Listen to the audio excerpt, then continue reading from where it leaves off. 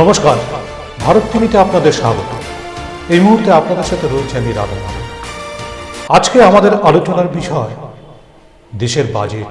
আপনারা জানেন কিছুক্ষণ আগেই আজকে আমাদের দেশের বাজেট প্রকাশিত হলো, অর্থাৎ আমাদের দেশের কৃষি, শিল্প, অর্থনীতি, স্বাস্থ্য, শিক্ষা, যোগাযোগ ব্যবস্থা, কর্মসংস্থান, এই সব কিছু নিয়েই আজকে পেশ হলো বাজেট।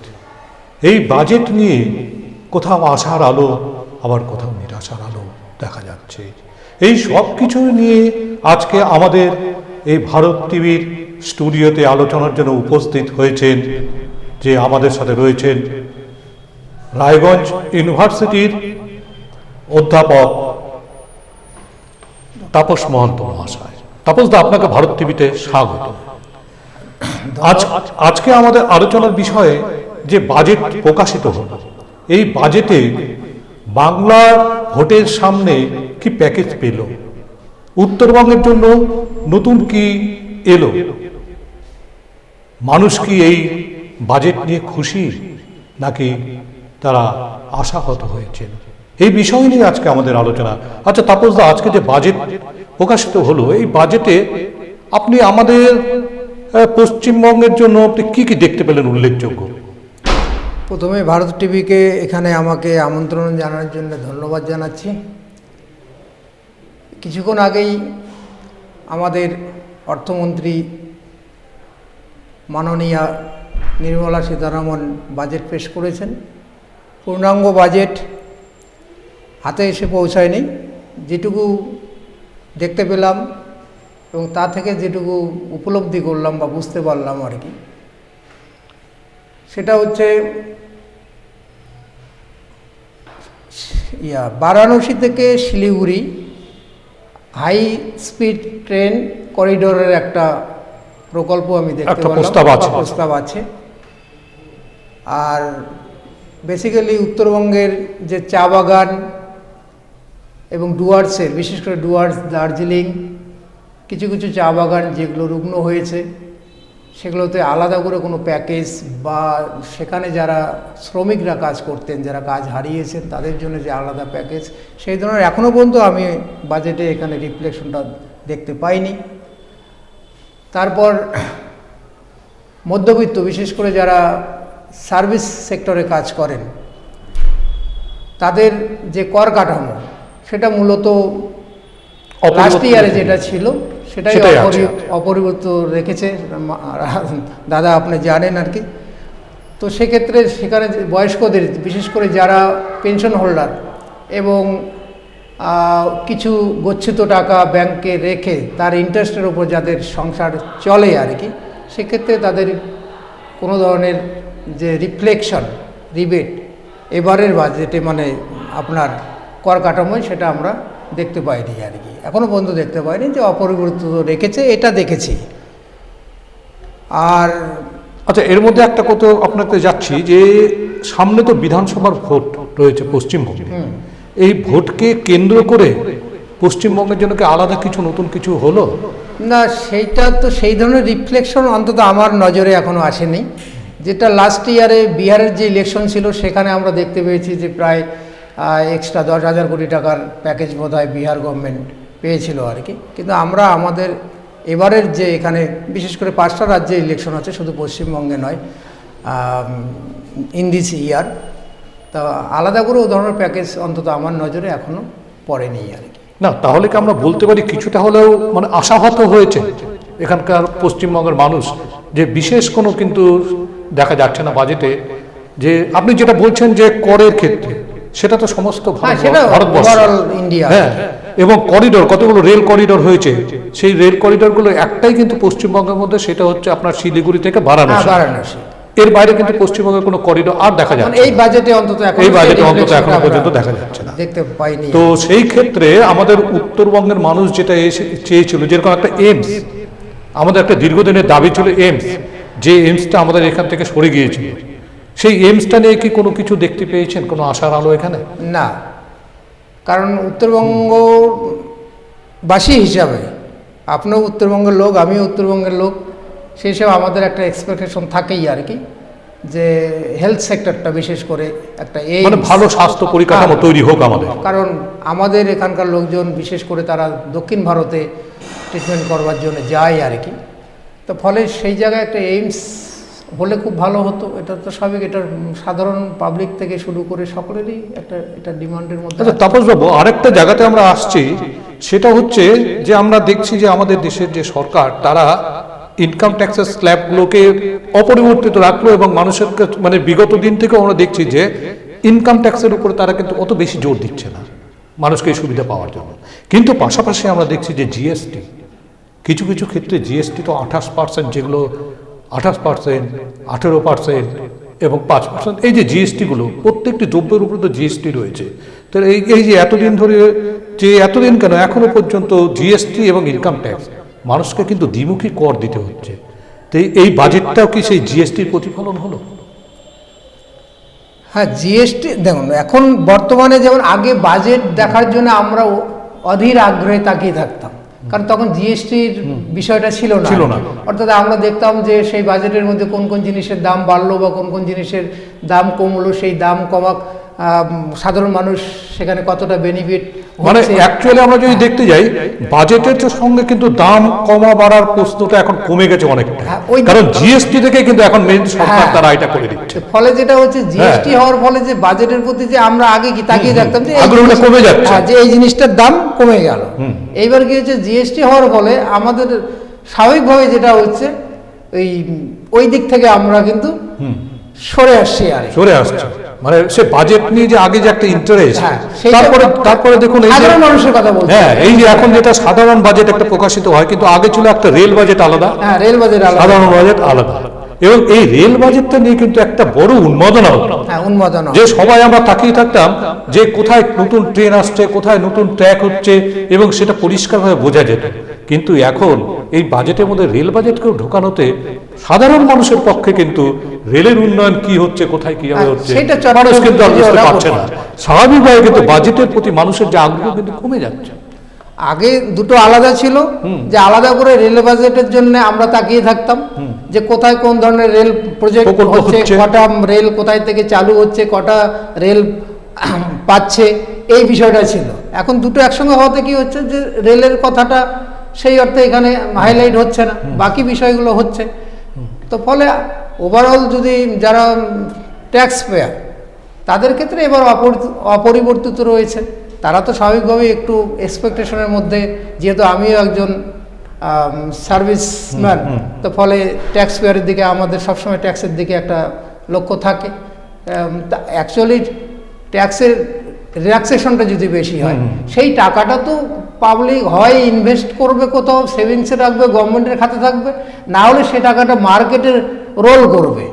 তো রোল করলেও কিন্তু আলটিমেটলি যে ট্যাক্সটা কিন্তু গভর্নমেন্ট পেয়ে যাচ্ছে, সেই দিকে তো আমাদের একটা থাকেই আর কি, লক্ষ্য থাকেই আর কি। তা সেটা আমি এবার দেখলাম যে এখনো সেটা অপরিবর্তিতই রেখেছে, আনচেঞ্জ রয়েছে। তো এই বাজেটের ঘোষণা অনুসারে কি কি জিনিসের দাম কমলো যদি বলেন?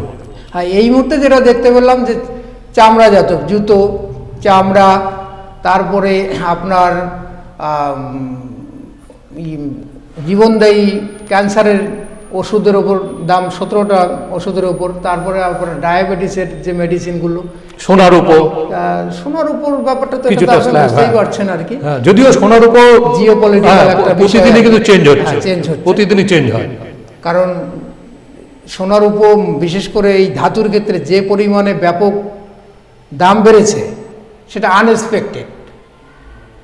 তো আজকে জিওপলিটিক্যাল যে ক্রাইসিস বা সিচুয়েশন আপনি জানেন আর কি, সেক্ষেত্রে আমেরিকার নীতি, আমেরিকা আমাদের দেশের উপর যে বাণিজ্য শুল্ক আপনি জানেন 50% দিয়েছে। আচ্ছা, এই যে আমেরিকার যে ট্রাম্প সরকার, আমেরিকার যে 50% যে ভারতের উপরে আমদানি পণ্যের উপরে যে কর চাপালো, এর কোনো এফেক্ট কি আপনি এতে বাজেটে পাচ্ছেন কিছু কিছু দিকে? ইফেক্ট তো পড়েছে, কারণ হচ্ছে বিশেষ করে আপনাকে বলি বস্ত্র শিল্প, বস্ত্র, সুতির সুতো, এগুলো আমেরিকাতে যেত।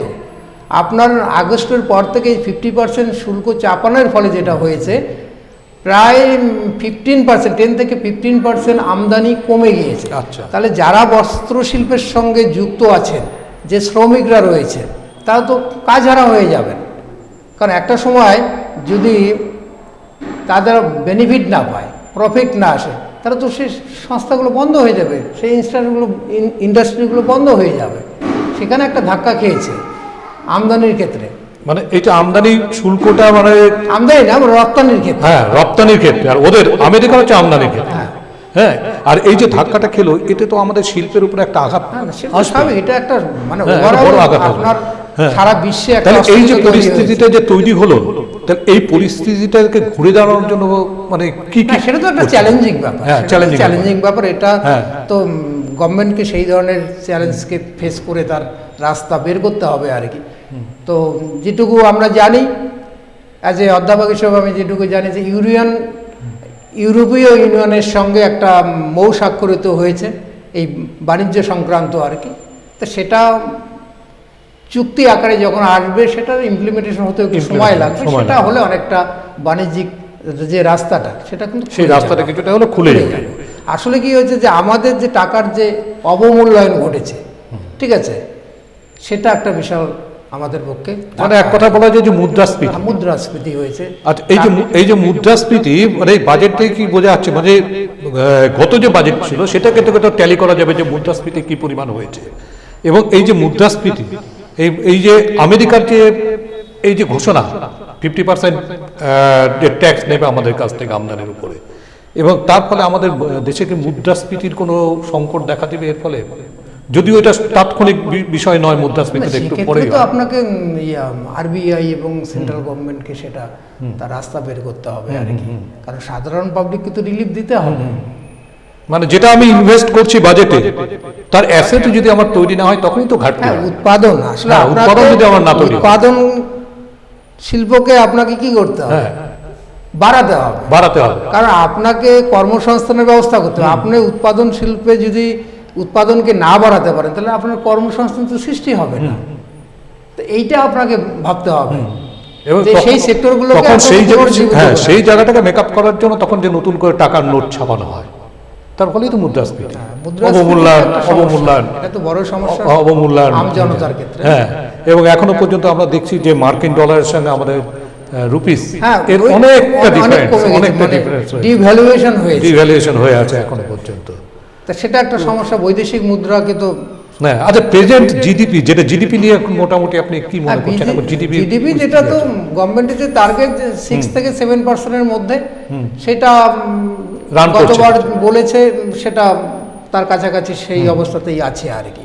তো জিডিপিটাকে তো বাড়াতে হবে। জিডিপি বাড়াতে হবে, মানে গভর্নমেন্টকে তো সেটা তো ভাবতে হবে আর কি। জিডিপির দিকে এখন নজর দিতে হবে বেশি করে, তবে তো অর্থনৈতিক স্থায়িত্বটা তো বাড়বে না। আরেকটা যেটা হচ্ছে এমএসএমই, হ্যাঁ, সেটা এবার আমি দেখলাম মাইক্রো, স্মল এবং মিডিয়াম যেটা এন্টারপ্রেনার্স যেটা আছে, এবং এই এমএসএমইর উপরে কিন্তু আমাদের ভারতের পরিকাঠামো দাঁড়িয়ে রয়েছে। যদি এমএসএমই কে স্ট্রং করা না যায়, তাহলে কিন্তু শিল্পের বিকাশ কখনোই হবে না। এই যে এমএসএমই, এই এমএসএমইর জন্য দেখলাম 10,000 কোটি টাকার মতো একটা স্যাংশন হয়েছে, কিন্তু সারা দেশের মধ্যে এই 10,000 কোটি টাকা কি সঠিক হবে নাকি আরো একটু দেওয়া উচিত? সেটা দেখতে হবে যে বাজেটের টোটাল অ্যামাউন্টটা কত আর কি, তার কত পার্সেন্টেজ এটা এসছে আর কি, 10,000 কোটি টাকা আর কি। কারণ হচ্ছে আমিও দেখলাম যে এমএসএমইতে 10,000 কোটি টাকা বরাদ্দ করেছে। দেখা যাক। না, যদি এমএসএমই কে স্ট্রং করা না যায়, তাহলে তো বড় শিল্পও তো ধাক্কা খাবে। যদি নিচের অনুসারী শিল্পগুলো যদি সঠিকভাবে না হয়, সেখানে প্রচুর শ্রমিক কাজ করে, ঠিক আছে, এদেরকে তো পুনরুজ্জীবিত করতে হবে, তাদের একটু বাড়তি সুবিধা দিতে হবে। এমপ্লয়মেন্ট জেনারেশনটা কিভাবে হবে? হ্যাঁ, যদি বাড়তি আপনাকে যে সুবিধা আপনি একটু না দেন, যেটা আগেরবার আমি বোধহয় দেখেছি তাদেরকে বোধহয় কিছু বাড়তি সুবিধা দিয়েছিল। এবার আমি দেখলাম যে 10,000 কোটি টাকা তাদের জন্য মানে বরাদ্দ করেছে। তো দেখা যাক। আরেকটা যেটা হচ্ছে দেখলাম যে জীবনদায়ী ওষুধের দামটা কিন্তু জীবনদায়ী সেটা ভালো করেছে, এবং সেটা কি ধরনের ওষুধের, সেইটা তো এখনো মেনশন করে। সেটা বলেছে ক্যান্সারের ক্ষেত্রে 17টা দামি ওষুধ যেগুলো আছে আর কি, তাতে যে আমদানি যে শুল্ক আর কি, সেটা হ্রাস করছে আর কি। এখন সেটা করার পরে কতটা কমবে সেটা। আরেকটা যেটা আমাদের বার্নিং ইস্যু, সেটা হচ্ছে এআই, আর্টিফিশিয়াল ইন্টেলিজেন্স। এই আর্টিফিশিয়াল ইন্টেলিজেন্সের উপরে কিন্তু এখন বিশ্বের সমস্ত উন্নত দেশগুলো দাঁড়িয়ে আছে। সেই ক্ষেত্রে আমরা বাজেটে দেখলাম একটা ঘোষণা যে এই আর্টিফিশিয়াল ইন্টেলিজেন্সকে আরো বেশি করে ভারতবর্ষের ক্ষেত্রে ব্যবহার করা হবে। সেই ক্ষেত্রে আপনি যদি বলেন যে এটা কি সঠিক? এটা তো নির্মলা সীতারাম অর্থমন্ত্রী সেখানে ফোকাস দিয়েছেন, সেখানে বলেছেন যে বেশ কিছু ক্ষেত্রে তারা এআইকে ব্যবহার করবে আর কি। এখন দেখা যাক কোথায় কোথায় সেই এআইকে ব্যবহার করছে আর কি, কারণ দুটোই তো আছে, এআই এর মেরিট এবং ডিমেরিট আপনি দুটোই পাবেন। তা আমরা আগে দেখবো যে কোথায় কোথায় সেই তাহলে এই এআই এর মেরিটস গুলো কোথায় কোথায় আছে আপনি বলুন। মেরিটস বলতে ধরেন মানে কি কি সুবিধা একই পাওয়া সঙ্গে যায় আপনার অসংখ্য ডাটাকে তারা কালেক্ট করে খুব কম সময়ের মধ্যেই আপনাকে পৌঁছে দিতে পারবে আর কি। এটা একটা সুবিধা রয়েছে। তো দেখা গেল কয়েক কোটি ডাটা খুব কম সময়ের মধ্যে, একদিনের মধ্যে, মানে মিনিমাম সময়ের মধ্যে সেটা তারা, যেখানে হয়তো বহু সংখ্যক কর্মচারীর দরকার ছিল সেইটাকে অ্যাকোমোডেট করার জন্য, তারা খুব কম সময়ে করে দেবে, সেটা তো একটা সুবিধা আছে। না, এআই এর যেরকম সুবিধা আছে, আবার দেখেন এই এআই এর জন্যই আজকে আমাদের যে স্পেশাল ইন্টেনসিভ রিভিশন হচ্ছে, অভিযোগ আছে এই এআই ইউজ করার জন্য যে নামের যে স্পেলিং গুলো, সেই নামের স্পেলিং গুলো বিভিন্ন রকম ভাবে মিস্টেক হয়েছে, বিভিন্নভাবে মানুষ এসআই এর মানুষকে ডাকা হচ্ছে যে এই এআই ইউজের জন্য, মানে অনেক মানুষের অভিযোগ করছেন। তো সেটা তো একটা ব্যর্থতা।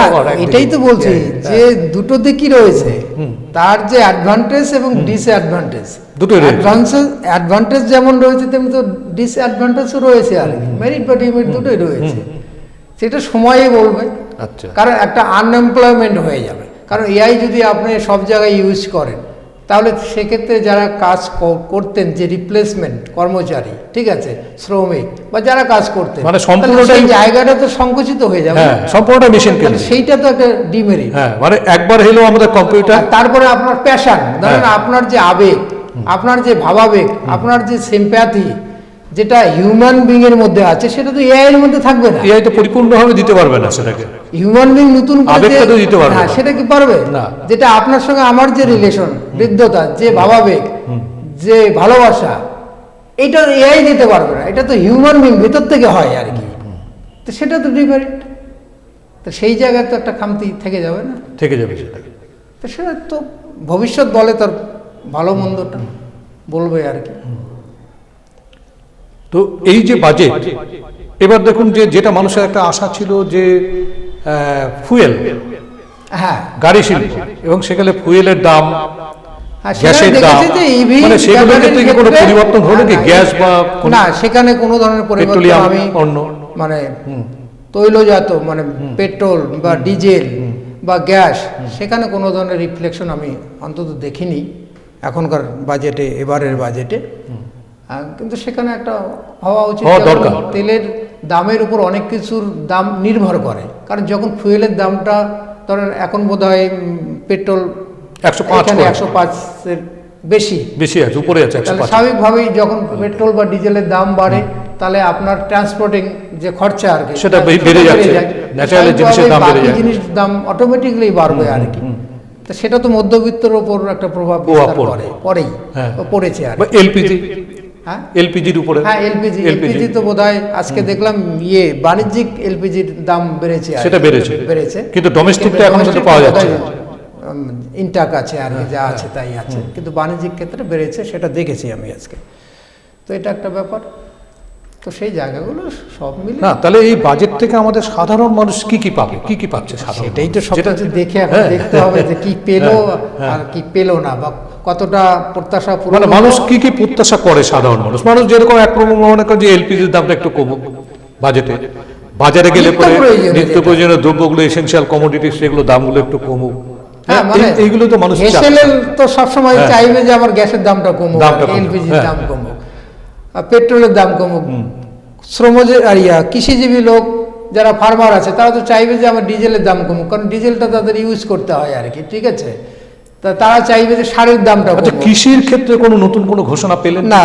এখনো পর্যন্ত আমি সেটা দেখতে পাইনি আর কি, যে কোনো ধরনের রিফ্লেকশন এখনো আমি পাইনি আর কি। যাক, সেটা মোটামুটি বাজেটটা ঘাটলে পরবর্তীতে পাওয়া যাবে, যে ভেতরে পুরো ডিটেলসটা না আসলে, না দেখে তো ওটা বলা যাবে না আর কি। যেটুকু শুনেছি আর কি, তার মধ্যে সেটা আমি এখনো আমার নজরে আসেনি আর কি। পুরো ডিটেলসটা আসলে তখন বলা যাবে যে তাদের ক্ষেত্রে কোনো রিফ্লেকশন বা ইম্প্যাক্ট পড়েছে কিনা। পেয়েছে কি না সেটা আর কি। আচ্ছা, যে জিএসটি আর ইনকাম ট্যাক্স, হ্যাঁ, এই দুটোর মধ্যে যদি ট্যালি করেন তাহলে এই যে জিএসটিটা যে নতুনভাবে যে তৈরি হচ্ছে, জিএসটি যে স্ল্যাবগুলো, এই জিএসটি স্ল্যাবটা তৈরি করার পর তো যেটা ব্যবসায়ী মহলের যে ধারণা যে এই জিএসটি থেকে তো সরকার আগে ট্যাক্স নিয়ে চলে যাচ্ছে, হ্যাঁ, এখন যার জন্য এই জিএসটিটাকে যখনই সরকার বেশিভাবে গ্র্যাব করছে তত কি ইনকাম ট্যাক্সের উপরে যে বোঝাটা একটু সরিয়ে দেওয়া সরকারের পক্ষে সহজ হচ্ছে। ইনকাম ট্যাক্সে তো একটা ডাইরেক্ট আর ইনডাইরেক্ট সরকার দিতে পারছে, ট্যাক্সটাকে মানুষের কাছে কমিয়ে দিতে পারছে এই কারণে যে মানুষ অপোজিট দিক থেকে দেশের সরকার জিএসটি নিয়ে চলে যাচ্ছে টাকা, এই জন্য কি সুবিধা হচ্ছে জিএসটি থাকাতে। এক কথা আমরা বলবো যে এটা জিএসটি থাকাতে ইনকাম ট্যাক্স মানুষের উপর থেকে লাঘব করা সহজ হচ্ছে কিনা। না, যেটা যে ইনকাম ট্যাক্স হচ্ছে একটা ডাইরেক্ট আর একটা ইনডাইরেক্ট চলছে। ধরেন যারা সার্ভিস করেন আর কি, তারা তো ডাইরেক্ট ট্যাক্স পেয়ার, কারণ সরাসরি যে সেক্টরে কাজ করছে সেখান থেকেই স্যালারি থেকেই প্রতি মাসের যে ইনকাম ট্যাক্স সারা বছরে কত হবে সেটা কিন্তু ডিডাক্ট করা হয়, ওটা ডাইরেক্টলি চলে যাচ্ছে আর কি। আর একটা ইনডাইরেক্ট। আর আপনার জিএসটি যেটা বলছেন সেটা জিএসটি তো আপনার যেটা দাঁড়াচ্ছে, ধরো আপনি মার্কেটে গেলেন একটা শার্ট কিনলেন, তো সেই শার্ট কেনার সঙ্গে সঙ্গেই একটা পোর্শন স্টেট গভর্নমেন্ট পাচ্ছে, একটা পোর্শন কিন্তু সেন্ট্রাল গভর্নমেন্ট। আমি সেটাই বলছি যে ক্রেতা কিন্তু দুটো ট্যাক্স দিয়ে দেবে। আমি এক প্যাকেট সল্ট কিনলাম বাজার থেকে, এই সল্টের দাম মনে করেন 10 টাকা, সেক্ষেত্রে মনে হচ্ছে 50 পয়সা আমার জিএসটি হলো, আমি কিন্তু 50 পয়সা জিএসটি কিন্তু সরকারকে গভর্নমেন্টকে কিন্তু দিয়ে দিই, সঙ্গে সঙ্গে স্টেট গভর্নমেন্ট এবং সেন্ট্রাল গভর্নমেন্টকে। তাহলে দেশের সরকারের এই জিএসটি তৈরি হওয়ার পর থেকে যে আমি টাকাটা আগে পেয়েই যাচ্ছি, তো সুতরাং আমার তো ইনকাম ট্যাক্সে ছাড় দেওয়ার জন্য অসুবিধা নেই, আমি তো অন্যভাবে ঘুরিয়ে ট্যাক্সটা দিয়ে দিচ্ছি, সেটা হচ্ছে না কি? ট্যাক্স তো আমাদেরকে বিভিন্নভাবে ঘুরিয়ে দিতে হচ্ছে, ডাইরেক্ট ইনডাইরেক্ট জিএসটি সবকিছু দিতে হচ্ছে। তো এখন আমরা যাবো একটু বিরতিতে, ফিরে আসছি বিরতির পর।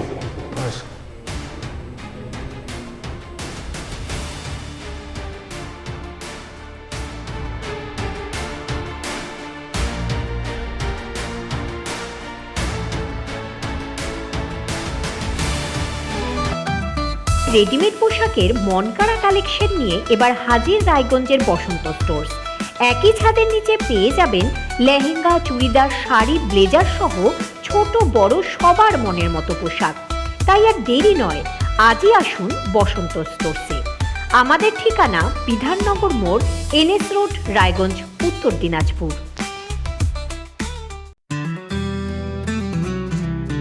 গ্রসারি থেকে কসমেটিক্স,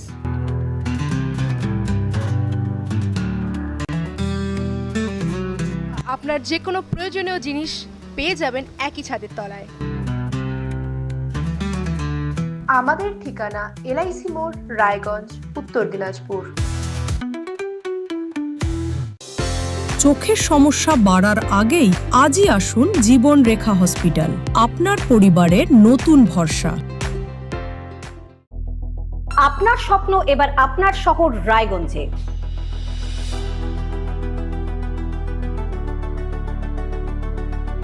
এবারে শক্তিশালী পালসার N160 আপনাদের স্বপ্ন পূরণের জন্য প্রস্তুত। সবচেয়ে কম দামে এবং আকর্ষণীয় ছাড়ে পেয়ে যাবেন আপনার স্বপ্নের বাইকটি। মাত্র 5,999 টাকা ডাউন পেমেন্টে করুন আপনার স্বপ্ন পূরণ। এছাড়াও থাকছে 6,000 টাকা পর্যন্ত ডিসকাউন্ট এবং 10 বছরের ওয়ারেন্টি ও 2 বছর ফ্রি সার্ভিসের সুবিধা। সাথে থাকছে আরও অতিরিক্ত সেভিংসের সুযোগ। তাই আজই আসুন বাজাজ হুইলসে। আমাদের ঠিকানা পূর্ব অশোকপল্লী, পুরনো জাতীয় সড়কের পাশে, রায়গঞ্জ, উত্তর দিনাজপুর। রায়গঞ্জের উন্নয়নে কি এক হবে শাসক বিরোধী? ঝগড়া নয়, রাজনৈতিক বিতর্ক দেখুন সাত কথায় ভারত টিভিতে। আমি রাধা মাধব, আমার সাথে দেখুন সাত কথা প্রতি রবিবার দুপুর 3টায়। যে কথা কেউ বলে না, যেদিকে কেউ তাকায় না, গভীর থেকে আরো গভীরে বিশ্লেষণ হবে এবার চুলচেরা।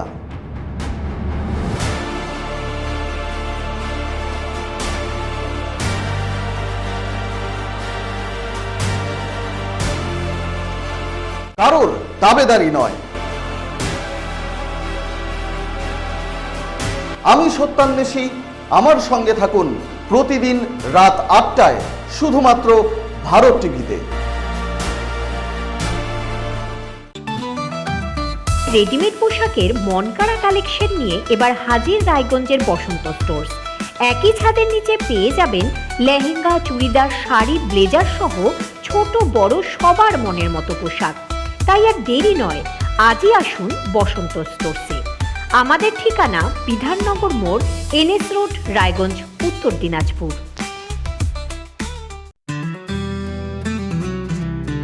গ্রসারি থেকে কসমেটিক্স,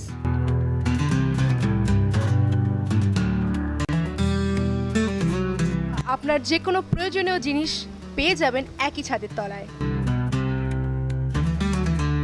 আমাদের ঠিকানা LIC মোড়, রায়গঞ্জ, উত্তর দিনাজপুর। চোখের সমস্যা বাড়ার আগেই আজই আসুন জীবন রেখা হসপিটাল, আপনার পরিবারের নতুন ভরসা। আপনার স্বপ্ন এবার আপনার শহর রায়গঞ্জে।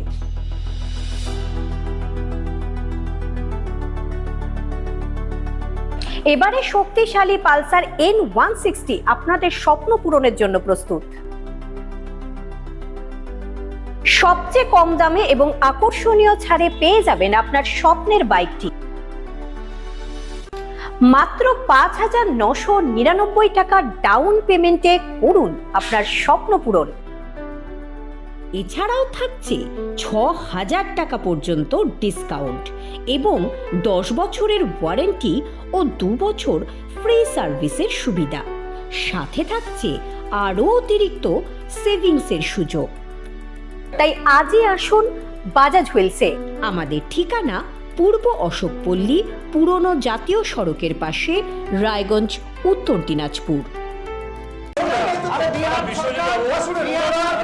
রায়গঞ্জের উন্নয়নে কি এক হবে শাসক বিরোধী? ঝগড়া নয়, রাজনৈতিক বিতর্ক দেখুন সাপ কথায় ভারত টিভিতে।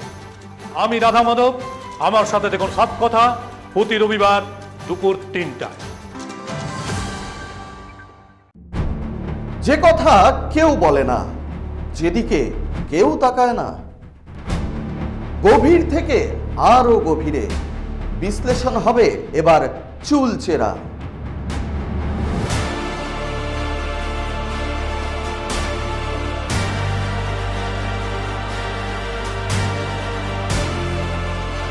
কারোর দাবেদারি নয়। আমি সত্যান্বেষী, আমার সঙ্গে থাকুন প্রতিদিন রাত ৮টায় শুধুমাত্র ভারত টিভিতে।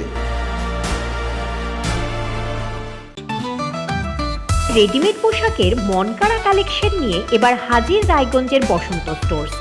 একই ছাদের নিচে পেয়ে যাবেন লেহেঙ্গা, চুড়িদার, শাড়ি, ব্লেজার সহ ছোট বড় সবার মনের মতো পোশাক। তাই আর দেরি নয়, আজই আসুন বসন্ত স্টোর্সে। আমাদের ঠিকানা বিধাননগর মোড়, NS রোড, রায়গঞ্জ, উত্তর দিনাজপুর।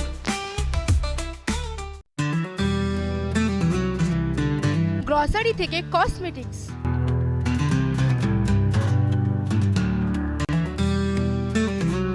আপনার যে কোনো প্রয়োজনীয় জিনিস পেয়ে যাবেন একই ছাদের তলায়।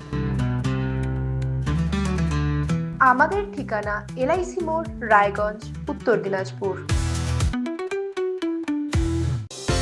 চোখের সমস্যা বাড়ার আগেই আজই আসুন জীবন রেখা হসপিটাল, আপনার পরিবারের নতুন ভরসা। আপনার স্বপ্ন এবার আপনার শহর রায়গঞ্জে।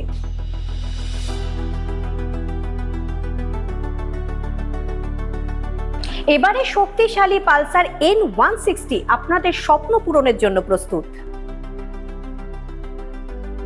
সবচেয়ে কম দামে এবং আকর্ষণীয় ছাড়ে পেয়ে যাবেন আপনার স্বপ্নের বাইকটি। মাত্র 5,999 টাকা ডাউন পেমেন্টে করুন আপনার স্বপ্ন পূরণ। এছাড়াও থাকছে 6,000 টাকা পর্যন্ত ডিসকাউন্ট এবং 10 বছরের ওয়ারেন্টি ও 2 বছর ফ্রি সার্ভিসের সুবিধা। সাথে থাকছে আরও অতিরিক্ত সেভিংসের সুযোগ। তাই আজই আসুন বাজাজ হুইলসে। আমাদের ঠিকানা পূর্ব অশোকপল্লী, পুরনো জাতীয় সড়কের পাশে, রায়গঞ্জ, উত্তর দিনাজপুর।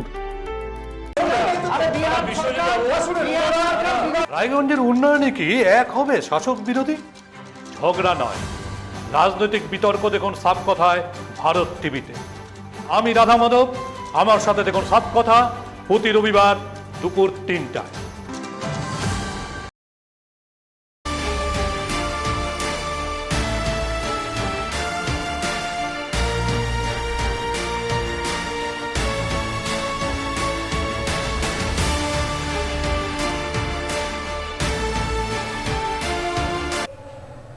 আমরা বাজেট নিয়ে আলোচনায় ছিলাম রাধা মাধবদার পরবর্তীতে এই মুহূর্তে আমি রয়েছি রূপক। তবে আমাদের সঙ্গে এই মুহূর্তে নতুন একজন অতিথি তিনি যুক্ত হয়েছেন, ডাক্তার শান্তনু দাস।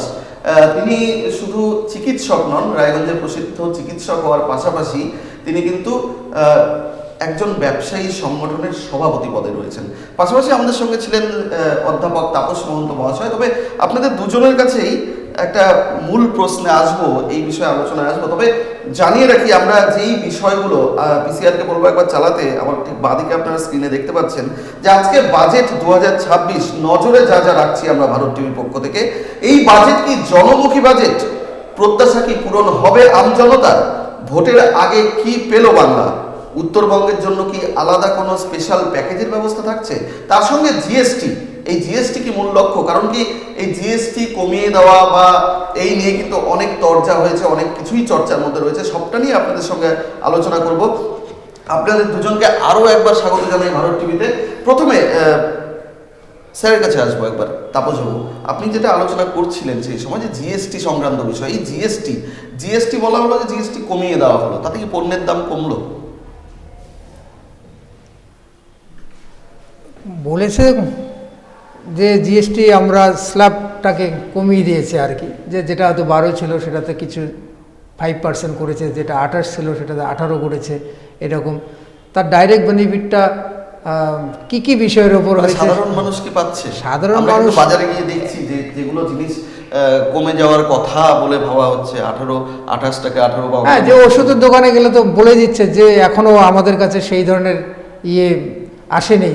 তো আমরা তো এখনো ওষুধের দোকানে পুরনো রেটেই কিনে চলছি আর এই যে ব্যাপারটা ডাক্তারবাবু কি বলবেন, এই যে জিএসটি কমে গেল মেডিসিনের ক্ষেত্রে বা কম্পিউটার পার্টস, বিভিন্ন ইলেকট্রনিক্স প্রোডাক্টের ক্ষেত্রে, কিন্তু আদতে সাধারণ মানুষ কিন্তু গিয়ে অন্যরকম কথা শুনতে পাচ্ছে। মেডিসিনের মোস্ট অফ দি প্রোডাক্টস এখন 5% জিএসটিতে চলে এসছে, যেগুলো 12 ছিল। কোনোটা মেডিকেল ইকুইপমেন্টস, রিয়েজেন্ট, মেডিকেলি যেগুলি আমাদের লাগে, কোনো প্যাথোলজি টেস্ট করতে রিয়েজেন্ট কিনতে হয়, আর ডাইরেক্ট মেডিসিন, ডাইরেক্ট কমোডিটি যেটা মানুষ কনজিউম করে, এই প্রতিটা ক্ষেত্রে কিন্তু জিএসটিকে 5-এ নামানো হয়েছে। কিছু ওষুধ কিন্তু নতুন ব্যাচ যেগুলো এসে গেছে ওগুলো নিউ প্রাইসে কিন্তু অ্যাভেলেবেল হয়ে গেছে। এবার নিয়ম অনুযায়ী কিন্তু পুরনো ব্যাচের মেডিসিন কিন্তু তুলে নেওয়ার কথা কোম্পানিগুলির, এবং নতুন ব্যাচ অ্যাভেলেবেল হওয়া উচিত। কিন্তু আমার মনে হয় যেটা স্যার বললেন যে একটা কোনো ক্ষেত্রে হয়তো একটা গ্রে জোন রয়ে গেছে, হয়তো এখনও একটা বাফার টাইম চলছে, এটাকে আমরা বাফার পিরিয়ড বলি। এই পিরিয়ডটা হচ্ছে সব রেকটিফিকেশন পিরিয়ড। তবে in long run within few months আমার মনে হয় প্রতিটাই ওষুধই কিন্তু এরপরে এই যে ট্যাক্সের এফেক্ট পাওয়া যাবে।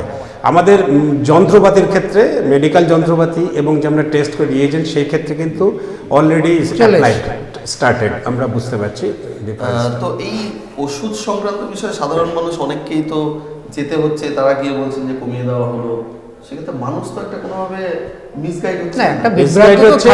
এই ওষুধের ব্যাপারে একটা আপনাকে ভালো কথা বলি, আশার আলো যেটা, সেটা হচ্ছে এই বাজেটে যে দুরকম বেনিফিট হয় একটা মানুষের, যে কোনো কিছু আমি যখন আর্থিক কিছু ঘোষণা করছি, একটা হচ্ছে ইনস্ট্যান্ট, সঙ্গে সঙ্গে এই হয়ে গেল, ব্যাস আমি এই সুবিধা পেলাম। আরেকটা হচ্ছে লং টার্ম একটা বেনিফিট।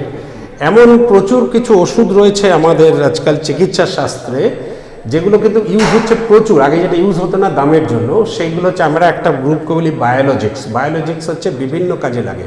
অ্যাজমা কন্ট্রোল হচ্ছে না, কারোর ধরুন স্কিনে এমন ইচিং হচ্ছে কাজই করতে পারছে না, রোদে বেরোলেই তার চামড়া নষ্ট হয়ে যাচ্ছে, সেই যে বায়োলজিক্স দিয়ে আমরা তখন ট্রিটমেন্ট করি।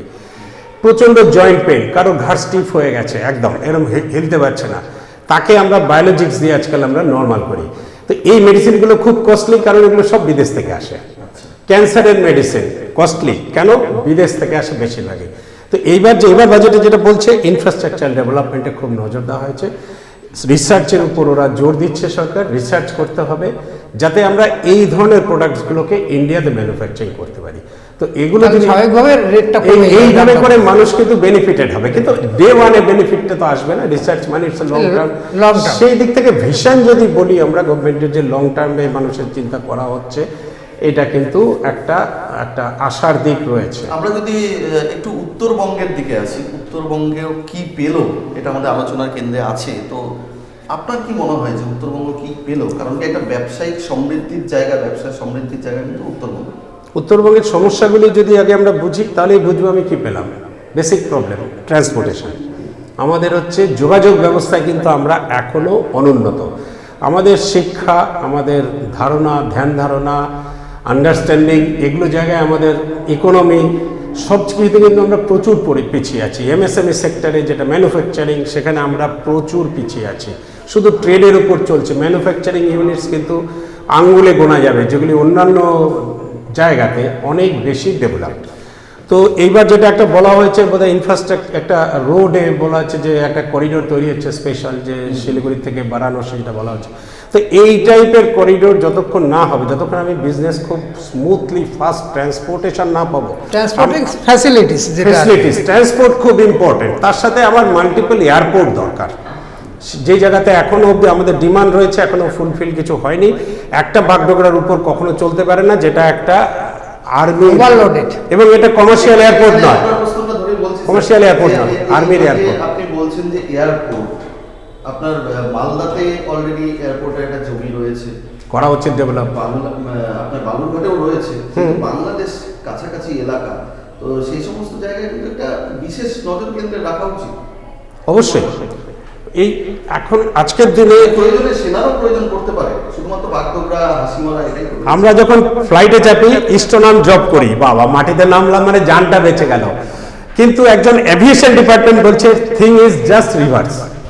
বলছে ট্রেনে চাপছেন, বাসে চাপছেন, গাড়িতে চাপছেন, আপনার ইস্টোনাম জব করা উচিত। প্লেনে আপনার কোনো ভয় নেই, কারণ ফ্লাইট বলছে আজকের দিনে সেফেস্ট মিনস অফ ট্রান্সপোর্ট।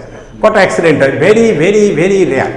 সুতরাং আমাকে এভিয়েশন পদ্ধতিতেই আমাকে যেতে হবে, তাহলে ট্রান্সপোর্ট স্মুথ হবে। ছোট ছোট এয়ারপোর্ট যত বেশি হবে প্রতিটা ডিস্ট্রিক্টে, তত আমার কমিউনিকেশন আরও বেটার হবে। এই জায়গাটা থেকে আমাদের খেয়াল রাখতে হবে। যে আপনি কি বলবেন? না, সেটা তো মাঝারি শিল্প, ক্ষুদ্র শিল্প, যেটা উনি বললেন এমএসএমই আর কি। তো এটার দিকে তো নজর, ধ্যান ধারণা দিতেই হবে। তারপরে আমাদের এখানে পিছিয়ে পড়া আমরা উত্তরবঙ্গে, তাহলে আমাদের এখানে চা শিল্প রয়েছে, সেই দিকে এক্সট্রা এমফ্যাসিস দেওয়া দরকার। তো সেখানে বহু শ্রমিক কাজ করেন এবং কিছু চা বাগান অলরেডি রুগ্ন হয়েছে, সেইটাকে কিভাবে রিভাইভ করা যায়, তার জন্য আলাদা কোনো প্যাকেজ ঘোষণা করা।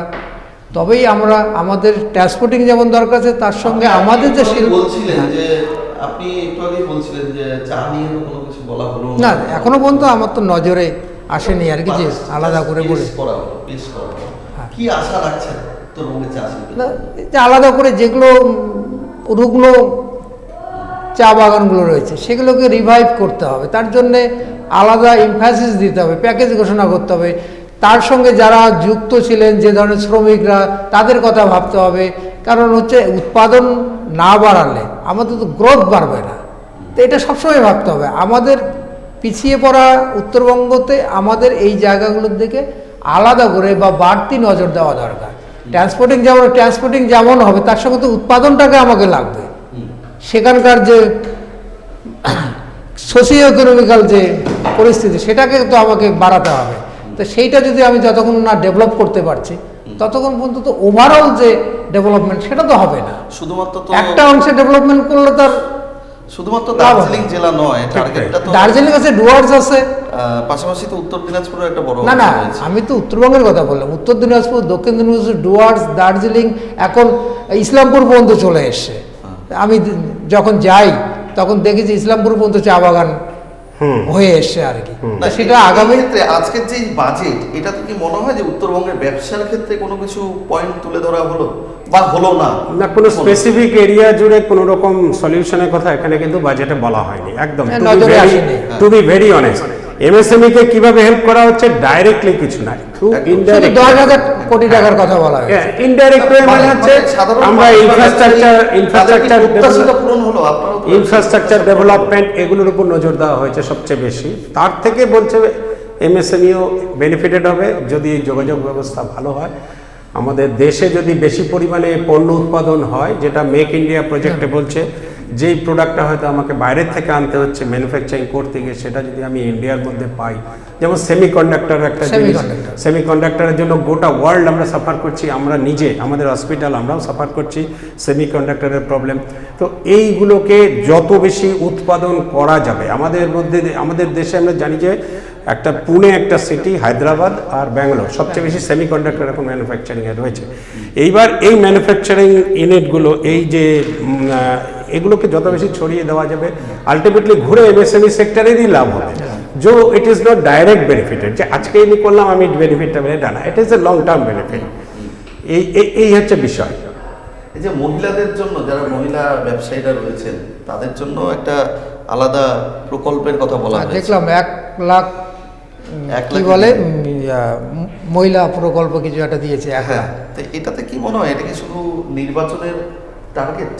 শুনুন, আমি আমার অভিজ্ঞতাতে বলছি এবং ইন্ডিয়ার স্ট্র্যাটেজি বলছে আমাদের ভারতবর্ষের নারী পুরুষ প্রায় সমান সমান। আমি তর্কের খাতিরে ধরলাম ইট ইজ 50%।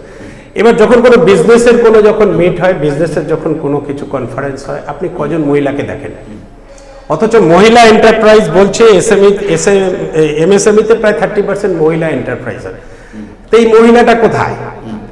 সে রান্না করছে, শুধু তার সইটা নিয়ে এই চলছে। এই যদি সই নিয়ে হয়, আপনি পলিটিক্সে অনেক জায়গায় দেখছেন যে কোনো মহিলা একটা ভোটে জিতে আসছে কিন্তু তার স্বামী সব কন্ট্রোল করছে। তো তাহলে আলটিমেটলি আমার মহিলা কোথায় এগোলো? আমি প্রায় 50% পপুলেশনকে বা একটু মোর দ্যান 50% পপুলেশনকে তো আমি এগোতেই দিচ্ছি না, পিছিয়ে রেখেছি। তো শুধু বাজেট কি করে করবে? আমার মানসিকতা তো পরিবর্তন আনা দরকার। তবে বাজেটে যদি মেয়েদের দিকে এই ধরনের যে পদক্ষেপ, এটা অবশ্যই লাখপতি দিদি প্রকল্প বলা, লাখপতি দিদি ভালো, এটা তো নো ডাউট একদম। মানে এটাকে মনে করেন একটু রাজনৈতিক জায়গায় আসছে কিছু লক্ষ্মীর ভান্ডার কাউন্টার করার জন্য না। আমি তো বলি যে ভালো কম্পিটিশন থাকা উচিত। উনি এটা করছেন, একটা প্রকল্প এনেছে, আমি 2টো প্রকল্প আনবো, উনি দেখে 3টে আনবেন, আমি 4টা আনবো। এই জায়গায় ভালো চিকিৎসক হিসেবে নন, আপনি ব্যবসায়ী সংগঠনের একজন মানুষ হিসেবে বলুন। একদম ঠিক, একদম ঠিক। যত প্রকল্প আনবে, কখনো নেগেটিভ কম্পিটিশন থাকা উচিত না। যদি কোনো এক পলিটিক্যাল লিডার ট্রেন দিচ্ছে, তো আমি প্যারালালি আরো কিছু দেব, তবেই তো হবে এই কম্পিটিশন। নেগেটিভ এই বিষয়ে কি বলবেন স্যার? না সেটা মহিলাদেরকে একটা মূল স্রোতে ফিরিয়ে নিয়ে আসার যে কোনো জায়গায় কি মনে হয় যে মহিলা ভোট ব্যাংকটা এবার প্রত্যেকের কাছে টার্গেট? একদিকে যখন রাজ্যে লক্ষ্মীর ভান্ডার নিয়ে হইচই হচ্ছে, বিজেপিও বলছে যে লক্ষ্মীর ভান্ডার আমরা ক্ষমতা এলে বাড়িয়ে দেবো, সেই ক্ষেত্রে কি মনে হচ্ছে লাখপতি দিদি দিলেই যে সবসময় ভোট পাওয়া যায় বা এরকম ব্যাপারটা কিন্তু নয়। এটা একটা ভাবনা চিন্তার মধ্যে থাকে, যেটাকে বলা হয় টু বি অনেস্ট, ভেতর থেকে আর কি, যে আমি তাদের জন্য কিছু করতে চাই, তাদেরকে সমাজের মূল স্রোতে আমি নিয়ে আসতে চাই। এই ভাবনা থেকে যখন করা হয়, এবং যেটা উনি বললেন আর কি, যে সেটা মহিলাকে দেওয়া হচ্ছে কিন্তু সেটা কন্ট্রোল করছেন তার হাজবেন্ড বা অন্য কেউ, সেটাকে যতটা ডেপ্রিসিয়েট করা যায়, কমিয়ে আনা যায়। মহিলা ব্যবসায়ীদের ব্যবসায়ীদের কথাই বলছি। ব্যবসার ক্ষেত্রে মহিলারা কতটা ইনভলভ এই উত্তরবঙ্গের ক্ষেত্রে আপনি কি দেখেন? কিছু সেক্টরে মহিলারা এগোচ্ছে। হেলথ কেয়ার সেক্টরে আমি দেখতে পাচ্ছি, কৃষিতে তো নজর পড়ে না কিছুই। কিছু এডুকেশনাল ইনস্টিটিউটে আমরা মেয়েদের এগিয়ে আসতে দেখছি আমি। চা শিল্পে আমার এখনো নজর পড়েনি। ট্যুরিজমেও কেন ভালো কিছু মহিলা আসছেন, ট্যুরিজম, হোটেল অ্যান্ড ট্যুরিজম বিজনেসের ওরা এগিয়ে আসছেন। ম্যানুফ্যাকচারিংয়ে উল্লেখযোগ্য আমি কিছু দেখিনি। স্মল অ্যান্ড মিডিয়াম ট্রেডসে অকেশনালি খুব আশাপ্রদ কিছু ইনভলভমেন্ট মেয়েদের এখনো আমরা পাচ্ছি না। এবার একটু হাসপাতাল স্বাস্থ্য সংক্রান্ত বিষয়ে যদি আসি, নিমহান্সের নতুন ক্যাম্পাস হতে চলেছে উত্তর ভারতে। Very nice. নিমহান্সের আলাদা ক্যাম্পাস, নতুন ক্যাম্পাস, উত্তর ভারত বলা হয়েছে। উত্তর ভারত। এবারে 2024-এর নির্বাচনে, লোকসভার সময় এই উত্তরবঙ্গের মাটিতেই এইমস হবে এই ঘোষণা কিন্তু করে গিয়েছিলেন প্রচারে এসে স্বরাষ্ট্রমন্ত্রী, সেটা কোথায় আপনাকে বলে দিচ্ছি, করণদিঘিতে। করেন দেখি। সেই প্রচারে এসে তিনি বলে গিয়েছিলেন। তাহলে এই উত্তর ভারত বলা হলো, আর স্বরাষ্ট্রমন্ত্রী বলেছিলেন এইমস হবে উত্তরবঙ্গে। এই উত্তরবঙ্গ উত্তর ভারত কোথাও কি একটু মিলে যাচ্ছে, কি মনে হয়? হ্যাঁ, হতেই পারে। তো আলটিমেটলি তো আমরা দেখি আমার পলিটিক্যাল প্রেশার, আমার ডিমান্ড, যার যত ডিমান্ড থাকে তখনই তো সাপ্লাই হয়। আমাদের তো ডিমান্ডটা পুট করতে হবে, কেউ সবসময় দিবে এটা হবে না। আর এই যে মেন্টাল হেলথের উপর কিন্তু এই বাজেট কিন্তু একটা খুব পজিটিভ রাস্তা দেখিয়েছে। এবার প্রশ্ন আসতে পারে why mental health? Mental health এই জন্য প্রয়োজন, আগে আমাদের গড় আইন ছিল ভারতবাসীদের অনেক কম, অনেক, এখন সেটা বাড়তে বাড়তে 80-র কাছাকাছি চলে গেছে। তো এত যে মানুষ বাড়ছে, জিরিয়াট্রিক পপুলেশন বাড়ছে অ্যাবাভ 60, তো তাদের মধ্যে মেন্টাল ডিজিজ সবচেয়ে বেশি প্রবলেম আজকের দিনে। তো আমাকে মেন্টাল ডিজিজকে ফোকাস করতেই হবে, তাহলে আমি একটা সুস্থ সমাজ গড়ে তুলতে পারবো। তো একটা নিউম্যান্স দিয়ে আমার কাজ হচ্ছে না, অনেকগুলো মেন্টাল সেন্টার গড়ে তোলা উচিত। এবং এই যে রূপকবাবু আপনি বললেন সেন্ট্রাল বাজেটে সেটা ফোকাস করেছেন। এবার উত্তর ভারত আর উত্তরবঙ্গ যদি মিশে একাকার হয়ে যায়, তাহলে তো মানে আমাদের বলা কিছু নেই, আমরা তো একদম সবচেয়ে বেশি। তোমার কি মনে হয় যে রায়গঞ্জ বা এই যে আমাদের দিনাজপুর, দুই দিনাজপুর একটু উত্তরবঙ্গ থেকে আলাদা হয়ে যাচ্ছে? কোনো কিছুই প্রাপ্তি দারুণ কথা, আমাদের। এটা খুব গুরুত্বপূর্ণ কথা বলেছেন। আমি ছোটবেলার থেকেই, আমি যত বড় হয়েছি দেখে এসেছি একটাই জিনিস, দক্ষিণবঙ্গ উত্তরবঙ্গ মানে আমরা একটু লোয়ার লোক, একদম এ নিয়ে কোনো অন্যায় কিছু নেই, প্রত্যেকেই বলে দক্ষিণবঙ্গ মানে আমরা একটু উপরে থাকি, উত্তরবঙ্গ হচ্ছে দরজা খুলেই বাঘ ঢুকে যাবে ঘরের পাশ দিয়ে, আর ওই পাহাড় পর্বত নদী নালা কীট পতঙ্গ ম্যালেরিয়া যত রকম খারাপ হচ্ছে আমরা। এরপরে আমি ধীরে ধীরে দেখলাম উত্তরবঙ্গকে ফোকাস দেওয়া শুরু হলো। আমি রাজনীতির মধ্যে কথা বলছি, উত্তরবঙ্গকে ফোকাস দেওয়া শুরু হলো অফ লেট কিছুদিন ধরে। আমি দেখছি উত্তরবঙ্গ সত্যিকার উত্তরবঙ্গ নিয়ে কথা হচ্ছে। আমি সিআইআই কনফেডারেশন অফ ইন্ডিয়ান ইন্ডাস্ট্রিজের আমি একজন গুরুত্বপূর্ণ মেম্বার, আমি নিয়মিত যাই। কালকে শিলিগুড়িতে আমাদের মিটিং ছিল, আমি ওখানে গিয়ে এবার দেখলাম শিলিগুড়িতে যখনই মিটিংয়ে যাচ্ছি যে উত্তরবঙ্গ আবার দুভাগে বিভাগ হয়ে গেছে। আমি খুব দুঃখিত আজকে টিভিতে সামনে দাঁড়িয়ে কথাটা বলছি। ধরুন আলিপুরদুয়ার ডিস্ট্রিক্ট, কালিম্পং, জলপাইগুড়ি, শিলিগুড়ি, এটা মিলে যেই পার্ট অফ উত্তরবঙ্গ, তারা কিন্তু অনেক ডেভেলপ হয়ে গেছে। কারণ ওদের কাছে 2-3টা জিনিস আছে যেটা আমাদের কাছে নেই। ওদের কাছে নেচার আছে, ওদের কাছে ট্যুরিজম শিল্প আছে, ওদের কাছে চা শিল্প আছে, আর জেনারেল ট্রেডস ওদের অবস্থানগত কারণে খুব উন্নত। তার কারণ হচ্ছে পুরো 7 সিস্টার্স পাহাড়টাকে ওরা পাচ্ছে ক্যাটারিং করার জন্য। এইবার উত্তরবঙ্গের যে নিচের 3টে জেলা, দক্ষিণ দিনাজপুর, উত্তর দিনাজপুর, মালদা, আমরা কিন্তু আবার পিছিয়ে গেলাম। মানে আমরা দক্ষিণের উত্তরবঙ্গ, বা কালকে আমরা শিলিগুড়িতে মজা করছিলাম আমরা লোয়ার উত্তরবঙ্গ। না, মালদা আবার দক্ষিণবঙ্গ উত্তরবঙ্গ দুটোই ভাবে, কখনো ভাবছে আমরা অ্যাকচুয়ালি তো উত্তরবঙ্গ, আমরা গঙ্গাড়ি পাশে উত্তরবঙ্গ বলি। তো আমি কালকে মজা করে বলছিলাম আমরা হচ্ছে lower Uttarbanga, lower in every sense, whatever you think. এইখানে আমি আমাদের প্রত্যেক বিজনেস হাউসকে এটাই বলি যে আমাদেরকে অনেক বেশি এখন কাজ করতে হবে, আমাদের উপর প্রচুর দায়িত্ব। এমন কিছু করতে হবে যে মানুষের ফোকাসটা এইদিকে আসে। প্রত্যেকেই উত্তরবঙ্গ যেটাকে বলে, নর্থ বেঙ্গল কাকে বলে বুঝতে পারছেন? শুধু শিলিগুড়িকে কেন্দ্র করে উত্তরবঙ্গ। কি কারণে হচ্ছে? আমরা উত্তরবঙ্গের মধ্যে আমি কি কারণে এই রায়গঞ্জ বা বালুরঘাট বা মালদাকে আমি বাদ দিচ্ছি, মালদার একটু যেহেতু স্যার বলছিলেন অনেকটা দক্ষিণবঙ্গে আবহাওয়া পায়, আমরা অনেক কিছু রয়েছে। শিক্ষায় তো পিছিয়ে আছি। উত্তরবঙ্গ, উত্তর দিনাজপুর তো আমি লাস্ট পরিসংখ্যান তো বলছে মানে ভারতের কোনো কিছু নেই, হ্যাঁ যোগাযোগ ব্যবস্থা নেই। আমরা ভারতবর্ষের মধ্যে শেষের দিকের কয়েকটা জেলার মধ্যে উত্তর দিনাজপুর পরে শিক্ষা। আমাদের ম্যাক্সিমাম যে লেবারার সবাই চলে যায় বাইরে কাজ করতে। শিক্ষার কথা বললেন স্যার, আপনি তো অধ্যাপক, তাহলে কোথা থেকে উন্নতি হবে? আপনারা তো মানুষ তৈরির কারিগর, শিক্ষক। এই শিক্ষার হালটা এত নিচে নেমে যাচ্ছে, আপনাদের লড়াইটা কিভাবে করবেন? আপনাদের ডিমান্ডটা কি থাকবে? কমে যাওয়ার পিছনে তো অনেকগুলো রিজন রয়েছে আর কি, যে কর্মসংস্থানের একটা খামতি রয়েছে। ঠিক। ফলে গোড়া থেকেই যেটা হয়, গার্জিয়ানরা ভাবছে যে তাদেরকে উচ্চশিক্ষায় পাঠিয়ে দেখা যাবে ভবিষ্যতে তারা আদৌ জব পাবে কি না, এই কনসেপ্টটা তাদের ভেতর কিন্তু তৈরি হয়ে গেছে। আরেকটা যে হচ্ছে যে সরকারি শিক্ষা প্রতিষ্ঠানের সঙ্গে সঙ্গেই কিন্তু বেসরকারি যে শিক্ষা প্রতিষ্ঠান সেটা একটা মাথা চাড়া দিচ্ছে আর কি। সেটা রূপক তুমি ভালো করেই জানো আর কি। এই মুহূর্তে যদি আমরা আমাদের রাজ্যের কথা ভাবি তাহলে দেখা যাবে 15টার উপরে বেসরকারি বিশ্ববিদ্যালয় রয়েছে আর কি। তো বলে দুটো কম্পিটিশন একসঙ্গে চলছে। একদিকে যাদের হাতে পয়সা নেই, যারা ফার্স্ট লার্নার, ফার্স্ট জেনারেশন, তারা হয়তো ভাবছে যে পড়ে তো আমি তো কম্পিটিশনে টিকতে পারবো না, সেই ধরনের সুযোগ সুবিধা পাবো না, ভবিষ্যতে চাকরি পাবো না, তার থেকে অন্য লাইনে যাওয়া ভালো। না এটা কি বাজেটের নজরে না বাজেট, আমি বাজেটের বাইরেই বলছি আর কি। এইটা সরকারকে সবসময় শিক্ষা, স্বাস্থ্য, এগুলো হচ্ছে বেসিক নিডস, যেগুলো কিন্তু সবসময় দরকার।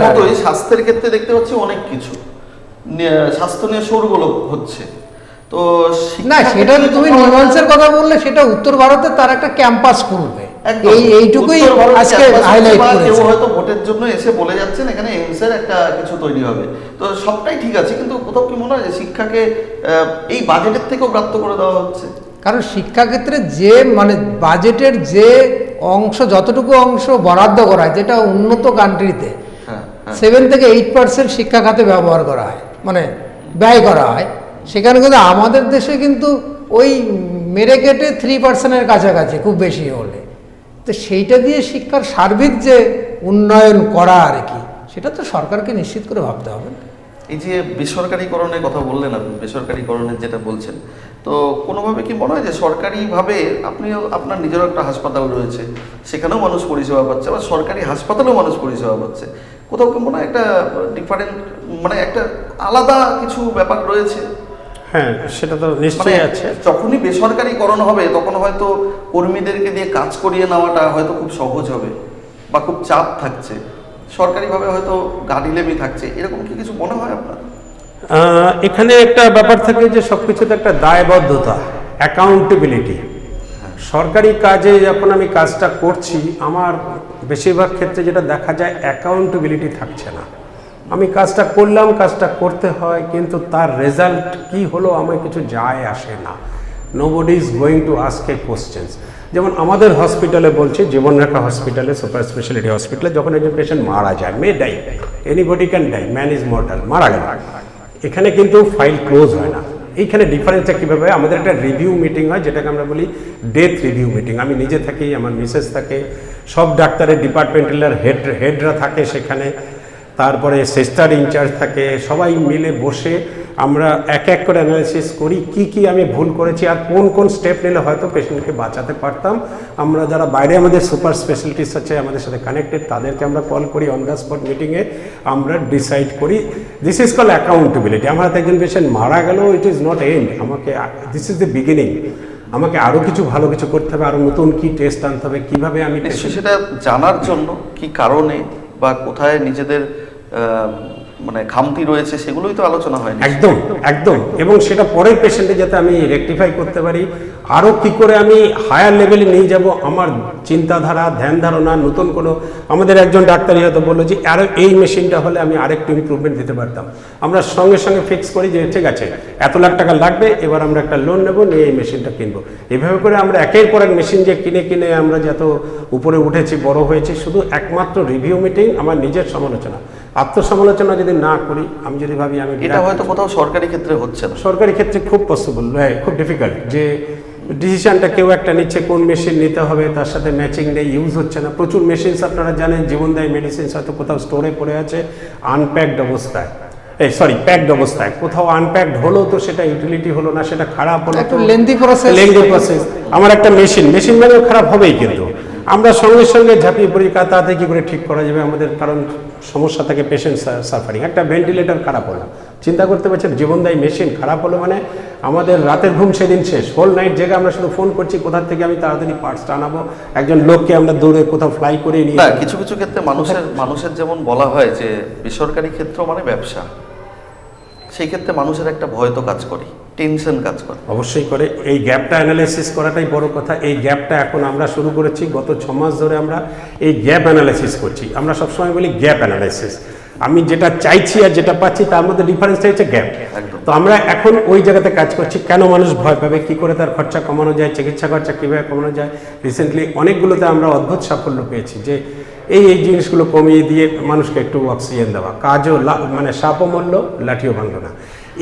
এবার বিজনেস একটা পার্ট থাকে, একটা হসপিটালে যেটা আয় হয়, যেটা পেশেন্ট পে করে, সেটা হসপিটালকে তো শুধু পে করছে না, যে ডাক্তার কাজ করছে রাউন্ড দি ক্লক, যে স্পেশালিস্ট এসে কাজ করছে, sister, ICU technician, ward boy, মাসি, প্রচুর। এই যে গার্ড আছে, এই যে 20 জন গার্ড ঘুরে বেড়াচ্ছে হসপিটাল, তার স্যালারিটা কোথা থেকে আসছে? Electricity bill, havoc electricity bill আসছে, এসি চলছে। এই যে খরচাগুলি, ইনকাম ট্যাক্স, জিএসটি, এর আলটিমেটলি ট্যাক্সেশন সব কিছু যত বেশি হচ্ছে, আলটিমেটলি এন্ড ইউজার তো মানুষকেই পে করতে হচ্ছে। সেই কারণে তখন মনে হয় এটা একটা, এখানেই আসতাম বিষয়টায়, এই যে খরচটা, মানে আপনারা এই যে যে বিরাট খরচা একটা, একদম এর পেছনে তো একটা ট্যাক্সের বিষয় রয়েছে। অবশ্যই অবশ্যই। এই যে হাসপাতাল, এই যে এবার বাজেটে যেটা বলছে যে 2.5%-এরও নিচে খরচা করা হয়েছে, যে আমাদের যে গ্রোথের তারও 2.5% যেটা হওয়া উচিত না, যেটা আমাদের স্যার বললেন এখনই। শিক্ষাক্ষেত্রেও সেটা হয়নি। তো যত কম বাজেট আমি দেব তত তো এই গ্যাপটা বাড়তে থাকবে। ইনস্ট্রুমেন্ট তো যে যে প্রয়োজনীয় ইনস্ট্রুমেন্টগুলো দরকার সেগুলো তো হবে না, থাকবে না। তো থাকবে না, বেটার ট্রিটমেন্ট তো পাওয়া যাবে না। হ্যাঁ, এই তো না, এটা তো গেলো ট্রিটমেন্টের পার্ট। এবারে আপনার কাছে আসতাম, সেটা হচ্ছে যে শিক্ষাক্ষেত্রে, যেমনটা উনি বললেন স্বাস্থ্যক্ষেত্রে, সরকারি হাসপাতাল, বেসরকারি হাসপাতাল, কেন খরচটা হচ্ছে? মানুষকে আপনার ট্যাক্সটার মধ্যে পড়ে যেতে হচ্ছে, তাই তো? ট্যাক্সের সিস্টেমে পড়তে হচ্ছে জন্য খরচ বাড়ছে। এবার শিক্ষার ক্ষেত্রে সেই ধরনের কি ট্যাক্সের তবে বিষয় নেই? ট্যাক্সের বিষয় নেই, সরাসরি ট্যাক্সের বিষয় এখানে বলছে জব স্যাটিসফ্যাকশন। জব তো নেই, যে আমি যদি জব ক্রিয়েট করতে না পারি, তো স্বাভাবিকভাবেই যেটা হয়, সেখান থেকে ছেলেমেয়েরা তো সরে যাবে। তারা চেষ্টা করবে যে আমি কোথায় গেলে আমি আগে থেকেই কম বেশি আমি ইনকাম করতে পারবো। যেমন বলছিলেন যে ওনাদের কোনো পেশেন্ট একজন কেউ মারা গেলে পরে সেটা নিয়ে ওনারা আজকে আলোচনা করেন। আজকে শিক্ষক গতবারের আমি বলছি একটা শিক্ষকদের সেই ক্ষেত্রে কি কোনো ছাত্র যদি ফেল করে বা ফেল তো পাস ফেল প্রথা যখন কম পায়, না না তাহলে সেই ক্ষেত্রে কি আপনারা অ্যানালিসিস না করেন? না, সেটা তো অ্যানালাইসিস করা যায়, কিন্তু পাস ফেল প্রথা তো সব জায়গাতেই আছে, এটা তো থাকার কথা। এটা তো ওপেন বুক সিস্টেম নয় যে আমি বই থেকে পরীক্ষা দিলাম যে ঠিক আছে পাস করে গেলাম। না, যেহেতু বলেছেন যে সবার মাথায় কাজ করে আদৌ জব পাবে কিনা, পাস ফেল প্রথাটা যেখানে থাকবে সেখানে পাস ফেল থাকবেই। সেটা পার্সেন্টেজটা কতটা কমানো যায় ফেলের দিক থেকে আর কি, যে আমাকে দেখতে হবে যে আমি 100 জন ছেলে মেয়ে পরীক্ষা দিচ্ছে, তার মধ্যে দেখা গেল 80% পাস করছে, 20% পাস করছে না, কেন করছে না? আমি সেটা নিয়ে অ্যানালাইসিস করবো, তো সেটাকে আরো কি করে আমি কমিয়ে আনতে পারি। এটা অ্যাজ এ টিচার হিসেবে সেটা আমাদের থাকে, সেটা হচ্ছে, হ্যাঁ সেটা থাকেই, থাকবেও। কারণ আমরাও চাই না যে ও ফেল করে আবার পরের বার ও পরীক্ষা দিক, আবার পরের বার আমরা গিয়ে সেই খাতাই ওরা আমাকে দেখতে হচ্ছে। ধর তা আমি চাইবো যে ও অ্যাট এ টাইম ফার্স্ট টাইমেই যাতে ও বেরিয়ে যায় স্মুথলি। না, যেমন চিকিৎসার যেমন সরঞ্জামগুলো রয়েছে সেই ক্ষেত্রে উনি বলছিলেন, তো এবার পড়াশোনার ক্ষেত্রেও তো একটা সরঞ্জাম রয়েছে। যেমন ধরুন এই যে কাগজটা বা এই ডায়েরি বা পেন বা বই, সব ক্ষেত্রেই তো একটা ট্যাক্সের মধ্যে পড়ে যাচ্ছে পড়ুয়ারা। না না, এটা তো তাদের কিনতে হচ্ছে, এটা তো মিনিমাম খরচা, সেটা আমি বলছি না। সরকারি প্রতিষ্ঠানে এখন পড়তে গেলে যে খরচায় পড়ে, এবং প্যারালালি যদি বেসরকারি কথা বলছি, তাহলে সরকারির জায়গায় বেসরকারিতে লেখাপড়া ভালো হচ্ছে? ভালো হচ্ছে কিনা এটা তাহলে এত ব্যাঙের ছাতার মতো গজিয়ে উঠছে কেন? ডিপেন্ড করে সেই ছেলে মেয়ের ওপর আর কি। না, প্রচুর ছেলে মেয়ে আছে যারা সরকারি ইনস্টিটিউশনে পড়ে ভালো জায়গায় গিয়েছে, আবার অনেক ছেলে মেয়ে আছে সরকারি প্রতিষ্ঠানে পড়েও ভালো জায়গায় যায়নি, বেসরকারি প্রতিষ্ঠানে পড়ে। এটা ম্যান টু ম্যান ভ্যারি করে। ঠিক আছে, একটা কনসেপ্ট তৈরি হয়ে যায় যে আমি বেসরকারি প্রতিষ্ঠানে পড়লে হয়তো ভালো কিছু হবে, এটা হয়তো কনসেপ্ট তৈরি হয়ে যায়। আমি একটা উদাহরণ দেই, রূপক, তুমি আমার স্টুডেন্ট যেহেতু তুমি বুঝতে পারবে। আমি বলি আমার বাড়িতে আমার মেয়েকে যে পড়ায় আর কি, বা এরকম অনেকে আছে আর কি, ম্যাক্সিমাম আমাদের টিচাররা সব বেসরকারি প্রতিষ্ঠানে তাদের ছেলে মেয়েদেরকে পড়াচ্ছে। একদম। আমার কোশ্চেন আমার কাছেই হয়, আমি আমার মেয়েকে কিন্তু আমি সরকারি স্কুলেই পড়িয়েছি, এখনো সরকারি স্কুলেই পড়ে। গুড, মানে আমার কনসেপ্ট, কারণ আমি সরকারি স্কুলে পড়েছি, আমার মিসেস সরকারি স্কুলে পড়েছে, ঠিক আছে, আমার মেয়েও সরকারি স্কুলে পড়েছে। এটা কেন ছোট্ট করে যদি একটু বলেন? এটা ম্যান টু ম্যান ভ্যারি করে জানার জন্য। আমি যেটা বলছি, উনি আছেন, উনি বুঝবেন। আমি তাকে বলেছি যে পড়াটা কিন্তু নিজের ওপর। সরকারি প্রতিষ্ঠানে স্যার আদারওয়াইজ নেবেন না আপনি, যে সরকারি প্রতিষ্ঠানে যারা পাচ্ছে জবটা তারা কিন্তু তাদের মেরিট দিয়ে এসে পাচ্ছে, তো বেসরকারি প্রতিষ্ঠানে অনেক যাচাই করে নিচ্ছে ঠিকই, কিন্তু তাদেরকে যে স্যালারিটা দেওয়া হয়, হয়তো স্যালারিটা তারা যেটা বললেন উনি, কারণ স্যালারিটা কি জন্য দিচ্ছে, তার তো কত স্টুডেন্ট আছে, তার ওপর তার একটা ফিস ধার্য করে, তার পরিকাঠামো আছে, তার উপর তার একটা বেনিফিট রেখে তাকে টিচারদেরকে, নন টিচিংকে বা যারা গার্ড আছে তাদেরকে বেতন দিয়ে একটা বেনিফিট তাকে রাখতে হবে। আবার বেশি বেনিফিটও রাখা যাবে না, তারও মাথার মধ্যে ভাবনা আছে যে আমি যে বেশি করতে যাই তাহলে দেখা যাবে পরের বছর আমার ভর্তি কমে যেতে পারে, তাহলে তাকে কিন্তু অনেক কিছু সেখানে ক্যালকুলেশন করতে হচ্ছে। অথচ দেখা যাচ্ছে যে আমাদেরই যারা আমরা সরকারি জব করছি তাদেরই ছেলেমেয়েরা বেশি কিন্তু ওখানে দৌড়াচ্ছে। যখনই যাচ্ছে তখনই স্বাভাবিকভাবে যেটা ঘটছে, পাশাপাশি যারা জব করছে না তার ছেলেমেয়েরা তারা দেখছে, তারা জিজ্ঞেস করছে বাবা ওই দেখো বা মা ওই দেখো, ওই যে উনি তো চাকরি করেন, দেখুন ওনার ছেলেমেয়ে ওখানে পড়ছে, তো তুমি কি একটু চেষ্টা করলে আমাকে পারবে না ওখানে পড়াতে? তাহলে নিশ্চয়ই ওখানে ভালো পড়াশোনা হয়। ঠিক আছে, আমি কিন্তু এই কোশ্চেন করেছি তো যে তোমরাই তো রাস্তাটা দেখিয়ে দিচ্ছ, তাহলে স্বাভাবিকভাবেই এর ফল কিন্তু আমাদের পরবর্তী জেনারেশনকেই ভুগতে হবে। বলছি যে ছোট ছোট শহরের উন্নয়নের জন্য বেশ কিছু অর্থ বরাদ্দ করা হয়েছে, তো রায়গঞ্জ বা এই ধরনের যেগুলো শহরগুলো রয়েছে এই এই টাকা বরাদ্দ করে কি কি উন্নয়ন করা যেতে পারে রায়গঞ্জের ক্ষেত্রে যদি বলেন? আমরা রিসেন্টলি সিআইআই কথা বলছিলাম, সিআইআই থেকে আমরা একটা পশ্চিমবঙ্গ সরকারের সাথে অবশ্য কোলাবোরেশনে আর জলপাইগুড়ি ইঞ্জিনিয়ারিং কলেজের একজন প্রফেসরের হেল্প নিয়ে আমরা গোটা উত্তরবঙ্গের এমএসএমইতে কী কী পসিবিলিটিস আছে, মাইক্রো স্মল মিডিয়াম এই সেক্টরে আমরা কি কি বিজনেস ডেভেলপ করতে পারি, ইনফ্রাস্ট্রাকচারাল এবং আমাদের ম্যানুফ্যাকচারিং ইউনিট, সেইটা করার পর একটা অদ্ভুত রিপোর্ট এসছে, প্রচুর রিপোর্ট এসছে, যেটা কৃষিজাত পণ্য আমরা যেটা তৈরি হচ্ছে আমাদের এখানে মেন হচ্ছে একটা বড় অংশ এখন হচ্ছে ভুট্টা, মেজ, তার সাথে ডাল, চাল, এগুলি যা যা হচ্ছে তা সব ঠিক আছে, আলু হচ্ছে। তো এই প্রোডাক্টসগুলো চলে যাচ্ছে অন্য রাজ্যে, আর ওখান থেকেই ম্যানুফ্যাকচারিং হয়ে ফাইনাল ফুড প্রসেসিং হয়ে আবার আমার রাজ্যে। তো আমাদের এইখানেই একটা গ্যাপ অ্যানালাইসিস চলছিল, যে গ্যাপটা কীভাবে অ্যানালাইসিস করা যাবে। আমাদের ম্যানুফ্যাকচারিং ইউনিট দরকার হচ্ছে, সব কৃষিজাত পণ্যের উপর ম্যানুফ্যাকচারিং ইউনিট।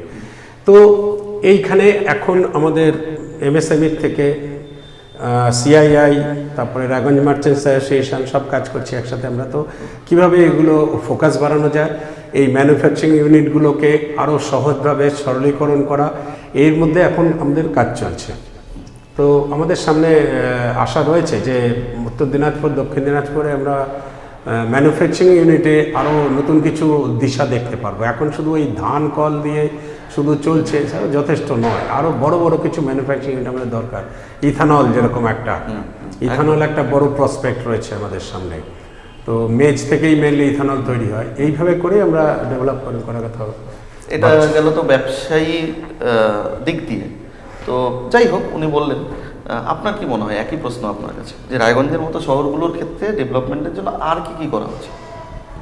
না, ডাক্তারবাবু তো ঠিকই বললেন যে আমাকে তো আপনার নজরে, না মানে আমার কথাটা যেটা বললেন যে আপনার ভুট্টা, তো ভুট্টা আমার এখানে উৎপাদন হচ্ছে, আমি নিয়ে যাচ্ছি ধরে নিচ্ছি বিহারে, তা নিয়ে যেতে একটা কস্টিং হলো, আবার ওখান থেকে প্রসেসিং হয়ে আবার আমার এখানে আসো আর একটা কস্টিং হলো, তো স্বাভাবিকভাবে তো সেই জিনিসের দামটা কি বেড়ে গেল। তাহলে বেনিফিটটা তো এখানে প্রোডাক্ট হচ্ছে, উৎপাদন এখানে হচ্ছে। এখানকার রায়গঞ্জের দীর্ঘদিন ধরে শিক্ষকতার সঙ্গে জড়িত, এই যে বলা হয়েছে ছোট ছোট শহরগুলোর উন্নয়নের জন্য কোটি কোটি টাকা বরাদ্দ করা হচ্ছে, এই ছোট শহরগুলোতে এমন কি করা জানি না, যে টাকা বরাদ্দ করেছে সারা ভারতবর্ষে এরকম ছোট শহর তো প্রচুর রয়েছে, তাতে আমি ধরে আমি অন্তত পুরোটা না বেরোলে কোন কোন শহরকে তারা আইডেন্টিফাই করেছে বা সিলেক্ট করেছে আমরা যদি ধরে নিই, সেই ক্ষেত্রে ধরুন যে আমাদের যেহেতু ওয়েস্ট বেঙ্গলে 26-এ নির্বাচন আছে, ধরে নিচ্ছি রায়গঞ্জের মতো এই ধরনের ছোট শহরগুলোকে টার্গেট করা হতেই পারে। সেই ক্ষেত্রে রায়গঞ্জের বাসিন্দা হিসেবে আপনার কি মনে হয় যে রায়গঞ্জে আর কি কি করা প্রয়োজন? এটা তো বললো যে এখানে যেটা আমাকে আর কিছু, যে এখানে ভুট্টাটা তৈরি হচ্ছে, তাহলে ভুট্টার সম্পর্কে আমাকে সেইটার প্রতি নজরটা দেওয়া উচিত, যেটা আমার এখানকার উৎপাদিত হচ্ছে, তাহলে সেইটাতে নজর দিলে যত বেশি আমি এখানকার জনসাধারণ বেনিফিটেড হবে বা শ্রমিকরা বেনিফিটেড হবে বা কৃষকরা বেনিফিটেড হবে, সেটার দিকেই তো আমাকে প্রথমে ভাবতে হবে। আমি অন্য জিনিস আগে ভাবলাম, যেটা আমার হাতের সামনে আছে সেটা না ভেবে আমি অন্যটা ভাবলাম, তাহলে আমার মনে হয় খুব একটা সেটাতে যোগাযোগ ব্যবস্থা কি বলবেন? যোগাযোগ ব্যবস্থা তো আমরা তো পিছিয়েই আছি, সেটা নিয়ে কোনো সংশয়ের জায়গাই নেই। তো এখন দেখছি যে বোধহয় একটা রেল এর মধ্যে সাপ্তাহিক ব্যাঙ্গালোর চালু হয়েছে। আমি সবসময় চাইবো, ব্যাঙ্গালোরের ট্রেন তো সব জায়গা থেকে চালু হয়েছে, হচ্ছে। হ্যাঁ। তা আমি সবসময় চাইবো যেমন এই যে আমাদের রাধিকাপুর থেকে শিলিগুড়ি যে ট্রেনগুলো যায়, সকালবেলা যেটা বোধহয় 6টায় রওনা দেয় সেটা ঠিক টাইমে আসে, বিকালে যেটা বোধহয় 5টায় রওনা দেয় ওটা কখন পৌঁছায় ঠিক নেই। তাহলে ওই জায়গাগুলোকে রেল দপ্তরকে বা সরকারকে, আমাদের বাসইতে একটা মার খায়, তাই না? ওই যে লাইনটা একটু হ্যাঁ, যাতে মান না খায়। হ্যাঁ, তার জন্য আরেকটা প্রপোজাল এবার করা হয়েছে। তো ডালখোলার সাথে গাজলকে রায়গঞ্জে যদি আরেকটা লাইন করা যায় প্যারালাল, সেটা তো গুড প্রপোজাল, কারণ রেল একটা বিরাট জিনিস, বিরাট ডেভেলপমেন্ট, এটা তো দীর্ঘদিনের একটা ডিমান্ড ছিল। স্যার, আপনি প্রচুর লোক আমরা এখান থেকে শিলিগুড়িতে যাতায়াত করে রেগুলারলি, ঠিক আছে? এমনও লোক আছে সকালে গিয়ে কাজকর্ম করলে বিকালে ট্রেন ধরে ফিরছে। ঠিক। তাহলে আমাকে ওই জায়গাটাকে ভাবনাটা ঠিক রাখতে হবে যে যাতে ট্রেন। আপনার এই কথার সূত্র ধরে বলি, আপনি আগেও বলছিলেন যে যেহেতু কর্মসংস্থানের সুযোগ নেই, রাজ্যে কি চলছে আমরা প্রত্যেকেই দেখছি এবং কেন্দ্র রাজ্য সংঘাত সবটাই আমরা দেখছি। আপনার কাছে প্রথম প্রশ্ন সেটা হচ্ছে এই যে জব ওরিয়েন্টেড, মানে আগে বাজেটে রেল বাজেট আলাদা করে হতো, এখন কিন্তু সেই রেল বাজেট আলাদা করে হচ্ছে না। কোথায় কি ট্রেন বরাদ্দ, কি ব্যাপার, কি বৃত্তান্ত, রেলের জন্য কি বা রেলে চাকরির ক্ষেত্রে কি, এখন কিন্তু রেলের চাকরিও কিন্তু সেইভাবে দেখা যাচ্ছে না। মানে সেই নোটিফিকেশন হলে হয়তো যুব সমাজের মধ্যে সরকারি সেই ব্যাপারটা নেই। না, সরকারি ক্ষেত্রে জব কি বলবো, স্কোপটা তো অনেকটাই কমে গেছে, সেটা সরকারকেই নজর দিতে হবে। সেটা কি এই বাজেটে? না, শুধু বাজেটে এটা সদিচ্ছার ব্যাপার, এটা তো প্রত্যাশা ছিল, এইটা সদিচ্ছার ব্যাপার যে আমাকে কর্মসংস্থানের একটা পার্ট রাখতে হবে। অর্থমন্ত্রী বলছেন যে এটা যুব সমাজের জন্য বাজেট, জানি না, যুব সমাজের টার্গেট কেন্দ্র করে, কেন্দ্র বলছে যে এটা যুব সমাজকে টার্গেট করে। তো যুব সমাজকে টার্গেট করে যদি এই বাজেটটা হয়ে থাকে, তাহলে যুব সমাজের কর্মসংস্থান তো আগে দরকার, যেটা আপনি কোট আনকোট একটু আগে বললেন, চাকরি প্রয়োজন, তাই তো? এটা কিন্তু এবার ইনফ্রাস্ট্রাকচারাল ডেভেলপমেন্টের মাধ্যমে কিন্তু এমপ্লয়মেন্ট জেনারেশন, মানে পয়েন্টেড টুয়ার্ডস আলটিমেটলি সেই ক্ষেত্রে এমপ্লয়মেন্ট জেনারেশন। এবার বাজেটে তাই বলছে, ঘুরিয়ে এমপ্লয়মেন্ট জেনারেশন। না, রেলে যে মানে গভর্নমেন্ট চাকরি হতো সেটা কি কোথাও আটকে গেছে? বুঝতে হবে, government can not absorb this much population. সেটা কেউ বলুক না বলুক আমরা বুঝতে পারি, ঠিক কিনা স্যার? সেটা ইট ইজ নট পসিবল, এক কথায় নট পসিবল। সেই কারণে আমি ইনফ্রাস্ট্রাকচার ডেভেলপমেন্ট বলছি, যাতে প্রাইভেট পাবলিক যারা পড়াশোনা করছে, যারা পড়াশোনা করছে, যারা আগামী ভবিষ্যতের স্বপ্ন দেখছে, কেউ তো রেলে চাকরি করারও নিশ্চয়ই চিন্তা ভাবনা নিয়েছে। তো সেই ক্ষেত্রে কেন কোনো কিছু ঘোষণা হচ্ছে না আলাদা করে? না, নেই। আমি নতুন ট্রেনের বরাদ্দ, নতুন কলকারখানা সেগুলো বাদ দিচ্ছি। যে উনি যেটা বলছিলেন যে কর্মসংস্থান, এটা তো একটা রেল কর্মসংস্থান তো থাকবেই। যারা মেধা নিয়ে পড়াশোনা করছে তারা তো স্বাভাবিকভাবেই সেই ছেলেটি বা সেই মেয়েটি বা তার গার্জেনরা চাইবে আইটিআই এর ক্ষেত্রে বা টেকনিক্যাল যে পড়াশোনাগুলো সেগুলো ধীরে ধীরে একটা রেল চাকরি গুরুত্বপূর্ণ বিভাগ, মানুষ কাজ করতে আগ্রহী থাকে, রেলে কাজ করব না। আগে যখন রেলে এত লোক নেওয়া হতো, বিশেষ করে আইটিআই পাস করা ছেলে মেয়ে, তাদেরকে আজকে সেক্ষেত্রে কিন্তু ধীরে ধীরে কেন যেন মনে হচ্ছে না পড়ুয়ার সংখ্যা কমে যাচ্ছে। তার মানে কি এই রেলে যে চাকরি নেই বা চাকরির সুযোগ পাচ্ছে না বা জানতে পারছে না, তার থেকে সুযোগ কমেছে। এখন ছেলে মেয়েদের হাতে মানে ইনফরমেশন পাওয়া কোনো 1 মিনিটের ব্যাপার, কারণ প্রত্যেকের হাতেই অ্যান্ড্রয়েড মোবাইল রয়েছে, ঠিক আছে? সঙ্গে সঙ্গেই সব খবর তারা কিন্তু পেয়ে যায়। মেইনলি হচ্ছে যে জব ওরিয়েন্টেড ব্যাপার। একটা জিনিস আমি বলছি, অবশ্য সেখানে আমি আটকাচ্ছি একটু, এই যে আপনি বললেন না প্রচুর ইনফরমেশন পাচ্ছি আমরা, এইটা কিন্তু একটা কাল হয়ে দাঁড়িয়েছে। It has a negative. আচ্ছা, নেগেটিভ জাঙ্ক ফুড, আমরা বলি সবাই জাঙ্ক ফুড, এই খাচ্ছি ওই খাচ্ছি সেই খাচ্ছি, বমি, অ্যাসিডিটি, আজ এখানে দৌড়াচ্ছি কালকে ওখানে এন্ডোস্কোপি করতে দৌড়াচ্ছি, because of junk food. This is junk information. এই এই এই এই আলটিমেটলি ডিসিশন মেকিংটা আটকে দেয় একদম। আমি কোনো ডিসিশন নিতে পারবো না আলটিমেটলি। এই যে জাঙ্ক ইনফরমেশন, তার থেকে কোনো কনক্লুশন আসে না যে অ্যাকশনে। আমরা চাই information should be converted into action. এই যে কনভার্সনটা আটকে যাচ্ছে, এইখানে একটা চিন্তা করার দরকার রয়েছে। এখানেও তো একটা বড় অর্থনীতির পার্ট রয়েছে, অর্থনীতি তো একটা বড় অংশ নিয়ে আছে। এদের যে কাউন্সেলিং, বোঝানো, আন্ডারস্ট্যান্ডিং, এইখানে একটা আমাদের একটা খামতি রয়েছে, যেটা প্রতিটা যুব সমাজকে নিয়ে একটু কথা বলা, তোমরা করতে চাও, তাদের কাছে প্রচুর কনসেপ্ট, যে কোনো দেখবেন একটা ইয়ং যারা পাশ করে বেরিয়েছে ভালো পড়াশোনায়, তাদের কাছে কনসেপ্টের কোনো শেষ নেই, এই করতে পারি ওই করতে পারি, কিন্তু অল আর থিওরি। এটাকে প্র্যাকটিক্যালি যখন আমি ভাববো দেন হোয়ার ইজ দি আউটকাম, এইখানে একটা সমস্যা। তো যাই হোক, আমরা মোটামুটি প্রায় আরও আলোচনায় আসবো, তবে এই মুহূর্তে সময় হয়েছে একটা ছোট্ট বিরতির। এই আলোচনা থেকে যে বিষয়বস্তুটা মূলত উঠে এলো সেটা হচ্ছে কর্মসংস্থান, আর সেদিকেই কিন্তু নজর রাখতে হবে সব সরকারকে, তাই তো? এবং কর্মসংস্থান যতক্ষণ না নজরে আসবে, নজরে রাখা হবে, ততক্ষণ পর্যন্ত কিন্তু রাজ্য, দেশ, এলাকা কোনো কিছুরই উন্নতি সম্ভব নয়। তবে আমরা আশা করব, আমরা প্রত্যেকেই আশাবাদী যে আগামীতে সমস্ত সরকারি এই যুব সমাজের জন্য যখন বাজেট বলা হচ্ছে, এই যুব সমাজের কর্মসংস্থানের দিকে তারা নজর রাখবেন, এবং এই আশা নিয়েই আপাতত একটা ছোট্ট বিরতির পরে আমরা ফিরে আসছি, সঙ্গে থাকুন।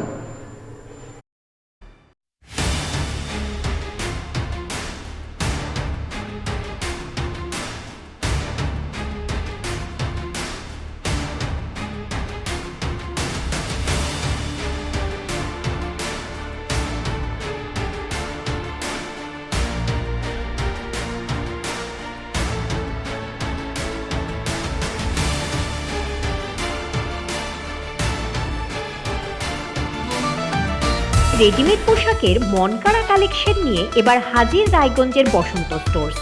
একই ছাদের নিচে পেয়ে যাবেন লেহেঙ্গা, চুড়িদার, শাড়ি, ব্লেজার সহ ছোট বড় সবার মনের মতো পোশাক।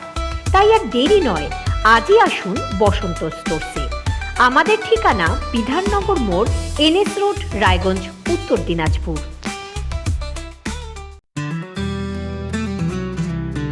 গ্রসারি থেকে কসমেটিক্স,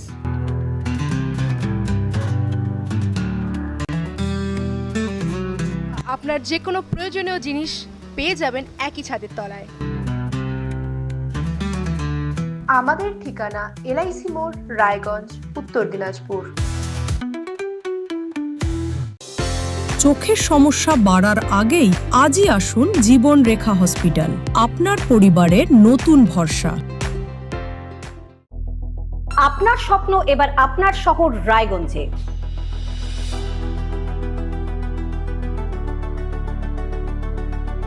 এবারে শক্তিশালী পালসার N160 আপনাদের স্বপ্ন পূরণের জন্য প্রস্তুত। সবচেয়ে কম দামে এবং আকর্ষণীয় ছাড়ে পেয়ে যাবেন আপনার স্বপ্নের বাইকটি। মাত্র 5,999 টাকা ডাউন পেমেন্টে করুন আপনার স্বপ্ন পূরণ। এছাড়াও থাকছে 6,000 টাকা পর্যন্ত ডিসকাউন্ট এবং 10 বছরের ওয়ারেন্টি ও 2 বছর